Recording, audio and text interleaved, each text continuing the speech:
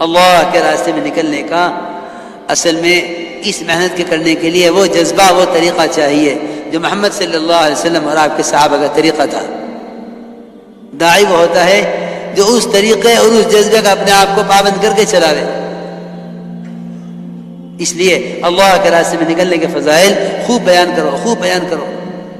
یہ بات یاد رکھنا ہمیشہ کہ جتنے خروج کے فضائل ہیں وہ خروج کے فضائل ہیں۔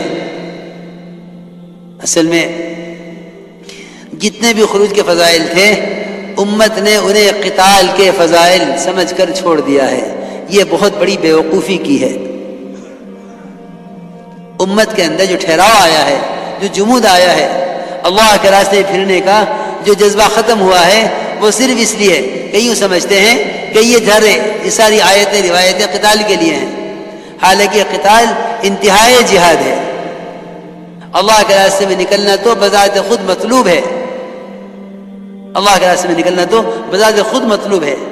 یہ تو ایک عارض ہے جو کبھی پیش آیا کبھی پیش نہ آیا۔ اللہ کے راستے کا خروج تو بذات خود مطلوب ہے۔ ہمارے جمود کا سبب یہ ہے کہ ہمیں نکلنے کے فضائل ہر وقت یاد نہیں رہتے۔ دیکھو تو صحیح، اللہ اکبر، حرمین کی نماز، ایک نماز 1 لاکھ کے برابر، لیکن اس سب کے باوجود اللہ کے راستے میں نکل کر عمل کرنے کی فضیلت حرمین کے عمل سے زیادہ ہے۔ حضور اکرم صلی اللہ علیہ وسلم نے اپنے صحابہ کو یہ بات اس لیے سکھلائی تھی، پڑھائی تھی، تاکہ میرے صحابہ میں، میری امت کے اندر جمود نہ پیدا ہو جاوے، ٹھہراؤ نہ پیدا ہو جاوے۔ جب مدینہ منورہ جس کے فضائل مسلم ہیں وہاں رہ کر عمل کرنا اللہ کے راستے میں نکل کر کرنے سے افضل نہیں ہے، تو میری آپ کی بستیوں کی کیا حیثیت رہ گئی کہ ہم یہ سمجھیں کہ یہاں رہ کر عمل کر لینا کافی ہے۔ اللہ کے راستے میں نکل کر عمل کرنا جب حرمین میں رہ کر کرنے سے افضل ہے، تو پھر میرے دوستوں خود ہی فیصلہ کرو، کیونکہ یہ بات کوئی خیالی بات نہیں ہے۔ عبداللہ بن رواحہ رضی اللہ تعالی عنہ جمعہ کی نماز پڑھنے کے لیے ٹھہر گئے۔ میں کہا تم گئے نہیں؟ عرض کیا کہ یا رسول اللہ جمعہ پڑھ کے چلا جاؤں گا۔ آپ نے فرمایا کہ صبح نکلنے والی جماعت تم سے 500 سال آگے چلی گئی۔ اگر خیال یہ ہے کہ بھئی خیر کے کام تو اور بھی ہیں، یہی تو نہیں ہے، تو میرے دوستو عزیزو، آپ نے یہ خیال بھی صاف کر دیا کہ اگر ساری دنیا کا مال تم خیر کی راہ میں خرچ کر دو تو صبح نکلنے والی جماعت کی فضیلت کو حاصل نہیں کر سکتے۔ یہ بھی آپ نے خیال صاف کر دیا کہ اگر ساری دنیا کا مال خیر کی راہ میں خرچ کر دو تو صبح جانے والی جماعت کی فضیلت حاصل نہیں کر سکتے۔ یہ بات صحابہ میں اس طرح چلی کہ حضرت عمر رضی اللہ عنہ کے زمانے میں یہ مسئلہ پیش آیا، اور پیش آیا تو معاذ کے ساتھ۔ حضرت معاذ رضی اللہ تعالی عنہ جو سارے صحابہ میں سب سے بڑے مفتی، وہ ٹھہر گئے جمعہ کی نماز پڑھنے کے لیے اور جماعت روانہ ہو گئی۔ حضرت عمر نے پوچھا معاذ تم گئے نہیں؟ عرض کیا کہ جمعہ پڑھ کے چلا جاؤں گا۔ آپ نے فرمایا، حضرت عمر نے فرمایا کہ معاذ کیا تم بھول گئے اللہ کے نبی نے کیا فرمایا تھا عبداللہ بن رواحہ سے؟ اس لیے میرے دوستو عزیزوں، یہ بات صحابہ سے صحابہ میں منتقل ہوتی ہوئی آ رہی تھی، لیکن افسوس کی بات یہ ہے کہ اس زمانے میں امت کے درمیان سے اللہ کے راستے کے خروج کے فضائل ختم ہو گئے، اور خروج کے فضائل کو ایسی چیز پر محمول کر دیا جو کبھی پائے جائے کبھی پائی نہ جاوے، جو ہر حال میں موجود نہیں ہے، اس پر عارض پر مستقل کے فضائل کو محمول کر دیا، عارض پر محمول کر دیا ہے مستقل کے فضائل کو، حالانکہ نکلنے کے مستقل فضائل ہیں۔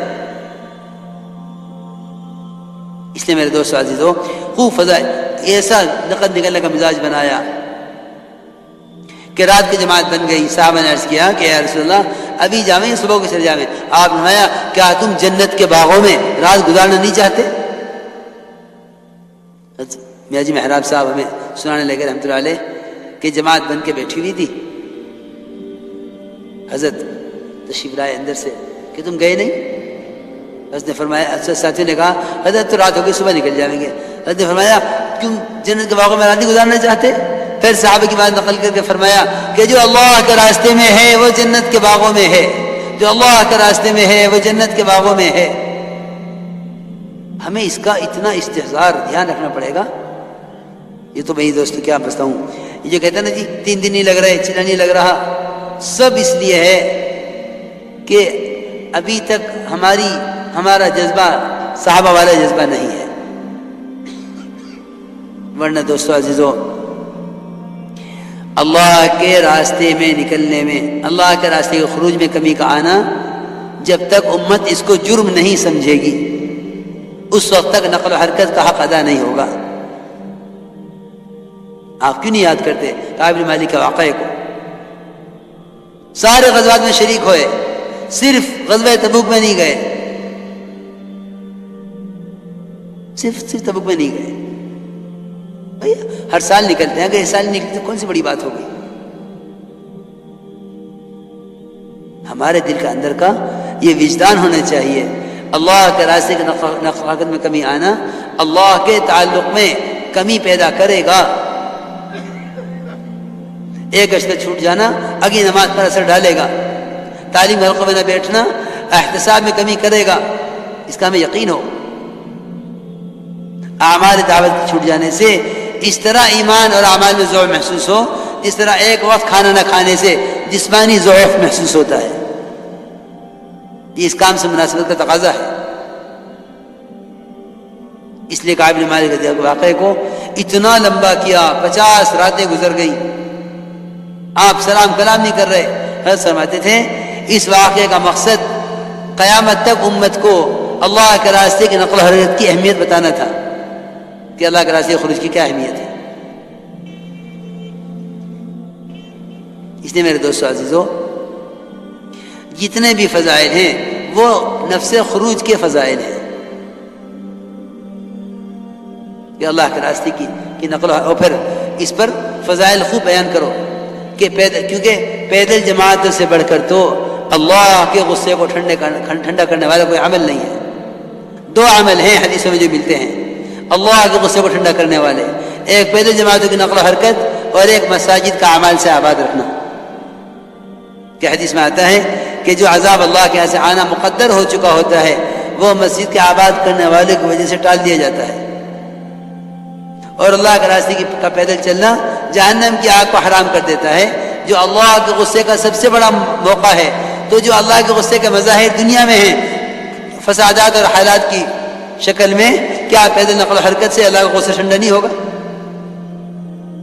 خوب فضائل بیان کیا کرو کہ اللہ کے راستے پیدل چلنے پر جو غبار اڑے گا، اتنا مشک ہر چلنے والے کو قیامت میں دیا جائے گا، اور اللہ کے راستے میں پیدل چلنے میں غبار اور جہنم کا دھواں ایک پیٹ میں جمع نہیں ہو سکتے۔ یہ فضائل خوب بیان کرو، خوب بیان کرو۔ یہ تو اصل میں جب تک ہمارے اپنے اندر میں تقاضا نکلنے کا نہیں ہوگا نا، باہر کی تشکیلیں کسی کو نہیں نکال سکتی، اور اگر کسی کے نکالنے سے نکل گئے تو کیا نکلنے کا مزہ ہے؟ اگر کسی کے نکالنے سے نکلے تو نکلنے کا کیا مزہ؟ جب تک خود ذاتی طور پر کام کو کام سمجھ کر اپنے آپ کو اللہ کے یہاں قبول نہ کرواوے۔ سمجھتے تھے جو اپنے دنیاوی تقاضوں کو سامنے رکھ کر اس راستے میں نکلنے کا نظم بنائیں گے، ان کی ذاتی زندگیوں میں تو چاہے دین آ جائے، لیکن ایسے لوگوں سے دنیا میں کوئی دینی انقلاب نہیں آ سکتا۔ اس لیے صحابہ کرام والا جذبہ اور صحابہ کرام والا طریقہ درکار ہے، مقامی کام میں بھی، اللہ کے راستے میں نکل کر بھی۔ فرمایا بھائی انشاءاللہ اس کے لیے سب تیار ہیں نا؟ جو باتیں عرض کی ہیں ان باتوں کو اچھی طرح یاد رکھیں، جو میں نے عرض کیا تھا شروع میں کہ بھائی اب مسجدوں کو آباد اس طرح کرو کہ ملاقاتیں کر کے لوگوں کو ایمان کے حلقوں میں لا کر جوڑا کرو مسجدوں میں۔ ہمیں کیونکہ سیرت میں یہی ملتا ہے، تو دیکھو حیات الصحابہ میں حضرت نے ایمان کی مجالس کا تذکرہ کیا ہے حیات الصحابہ کے شروع میں، اس کو دھیان سے پڑھ لیجو، اس میں اسی طرح لکھا ہوا ہے۔ انشاءاللہ اسی طرح کریں گے نا۔